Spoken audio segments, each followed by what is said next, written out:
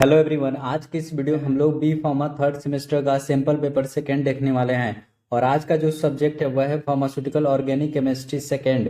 तो आज के इस वीडियो में हम लोग तीनों सेक्शन को कंप्लीट करेंगे और यहाँ पे जैसे आपको पैटर्न रहता है एग्जाम में वैसा ही पैटर्न आपको सैंपल पेपर में लिया गया है।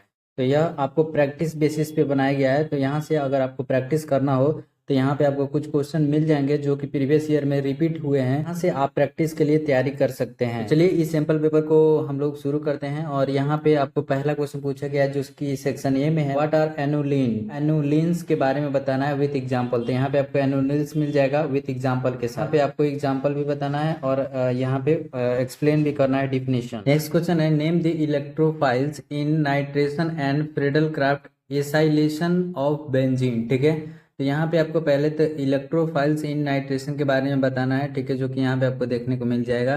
And Friedel Crafts acylation of benzene. ठीक है, तो यहाँ पर Friedel Crafts acylation of benzene देखने को मिल जाएगा। नेक्स्ट क्वेश्चन है, all hydrocarbon atoms in naphthalene are dash hybridize. ठीक है, तो यहाँ पे आपको हाइब्रिडाइज पूछा गया है। तो यहाँ पे sp2 हाइब्रिडाइजेशन देखने को मिलता है। नेक्स्ट क्वेश्चन यहाँ पे है, right structure and use of cresol. ठीक है, तो यहाँ पे आपको क्रिसोल का स्ट्रक्चर और यूज बताना है। तो यहाँ पे आपको स्ट्रक्चर देखने को मिल जाएगा, उसके बाद से आपको यहाँ पे यूज देखने को मिल जाएगा।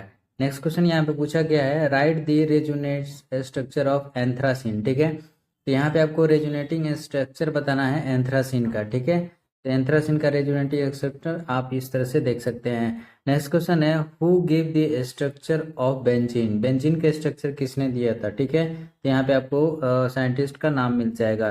नेक्स्ट यहाँ पे है, which of the following structure is are aromatic. ठीक है, तो यहाँ पे पूछा गया है कि कौन से स्ट्रक्चर होते हैं जो कि एरोमेटिक होते हैं। ठीक है, साइक्लोब्यूटेन, बेंजीन, फिनेथ्रीन एंड नेफ्थलीन। ठीक है, तो यहाँ पे कुछ एग्जाम्पल दिया गया है, इसमें से आपको बताना है कि कौन सा स्ट्रक्चर है और एरोमेटिक है। तो यहाँ पे एरोमेटिक यहाँ पे जो स्ट्रक्चर है वो आपको यहाँ पे देखने को मिल जाएगा। ईच और आर पूछा गया है, मतलब एक है या फिर बहुत सारे हैं। ठीक है, नेक्स्ट क्वेश्चन यहाँ पे दिया गया है, write the structure and use of oil of winter green. ठीक है, तो यहाँ पे आपको स्ट्रक्चर और यूज बताना है ऑयल ऑफ विंटर ग्रीन का। ठीक है, तो यहाँ पे आपको यूज मिल जाएगा, यहाँ पे आपको स्ट्रक्चर देखने को मिल जाएगा। नेक्स्ट क्वेश्चन है, arrange the following in increasing order of basicity. ठीक है, ये भी क्वेश्चन प्रीवियस ईयर में पूछा गया है। तो यहाँ पे आपको बेसिसिटी का ऑर्डर बताना है। कुछ यहाँ पे आपको नाम दिए गए हैं इसी में से। ठीक है, नेक्स्ट क्वेश्चन है, arrange the following in increasing order of acidity. तो यहाँ पे आपको इंक्रीजिंग ऑर्डर ऑफ एसिडिटी पूछा गया है।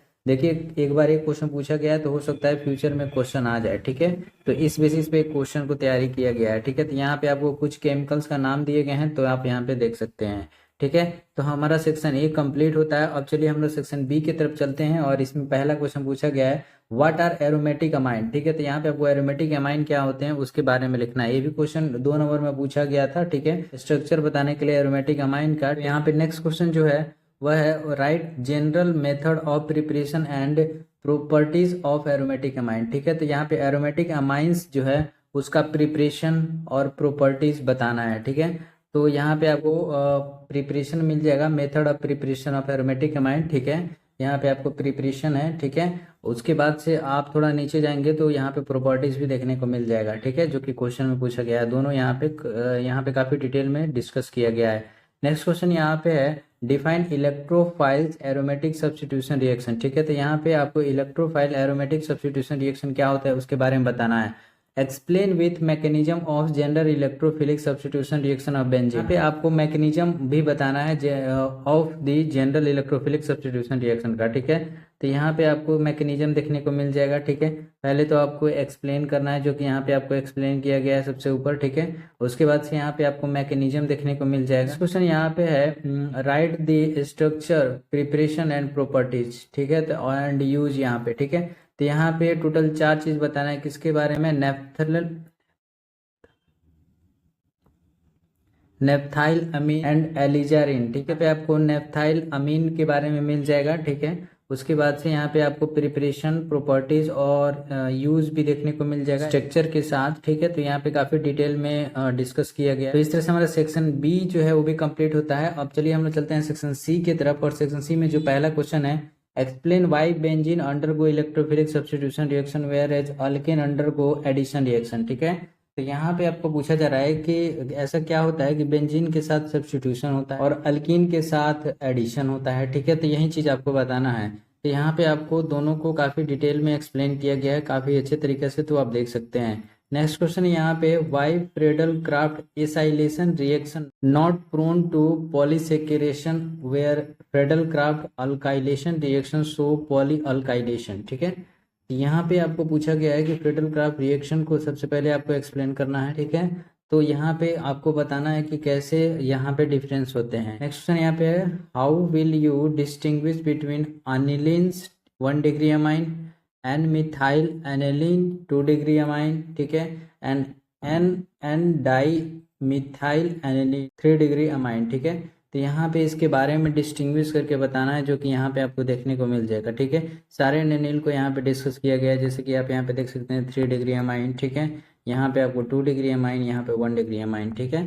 तो ऐसे ही आपको एक्सप्लेन करना है। क्वेश्चन यहाँ पे है, व्हाट इज डाई एजुटाइजेशन रिएक्शन, ठीक है। तो यहाँ पे आपको डाई एजुटाइजेशन रिएक्शन के बारे में बताना है। Write the procedure for the preparation of benzene diazonium chloride in detail, ठीक है। तो यहाँ पे आपको बेंजीन डाई एजोनियम क्लोराइड का आपको प्रिपरेशन बताना है, ठीक है।